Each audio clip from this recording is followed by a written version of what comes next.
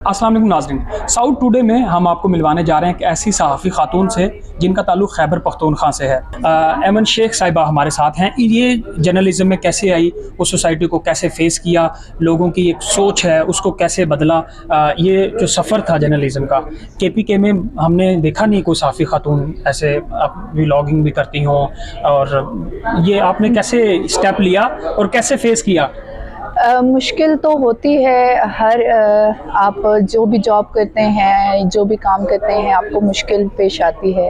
लेकिन as a female सहाफ़ी और फिर डेरा इस्माइल ख़ान जो कि छोटी सी सिटी है और बहुत बैकवर्ड एरिया है, वहाँ पे काम करना मुश्किल है और मुश्किलात पेश भी आती हैं और हैरेसमेंट भी होती है, बुलिंग भी होती है। लेकिन कहते हैं ना कि हर मुश्किल के बाद फिर आसानी भी होती है। वहाँ जब KP में या जहाँ भी स्टोरीज़ वगैरह करें या किसी अपनी उसकी रिसर्च बेस पे जाएं या कोई आप कुछ भी करें, तो उस पे फिर आप बाकायदा वहाँ की ज़ाहिर जो रस्म रवाज है, मास्क वगैरह लगा के वेल करके या हिजाब पहन के तब स्टोरी करने जाती हैं। हाँ, ऐसे ही है। या तो चादर प्रॉपर करते हैं, जो सफ़ेद चादर है वो, या प्रॉपर हिजाब और कवर करके फिर। इसके बावजूद भी जब आप पठानों में वो कर रही होती हैं स्टोरीज, वहाँ का रिएक्शन क्या था? क्योंकि उनके लिए तो एक हैरानकुन चीज़ होती है कि खातून चीज़ें कर रही हैं और वो कहते हैं कि ये क्या, ये तुम कैमरे के सामने, वो टैबू समझा जाता है। एक लड़की अगर कैमरे के सामने है तो वो नहीं अच्छा समझा जाता। यहाँ तक कि आपके करैक्टर पे बात करते हैं, आपकी फैमिली पे बात करते हैं, यहाँ तक कि मुझे थ्रेट्स भी मिले हैं। KPK में ख़वातीन के लिए कितनी अपॉर्चुनिटी, अगर हम जो जर्नलिज्म की बात कर रहे हैं तो वहाँ पे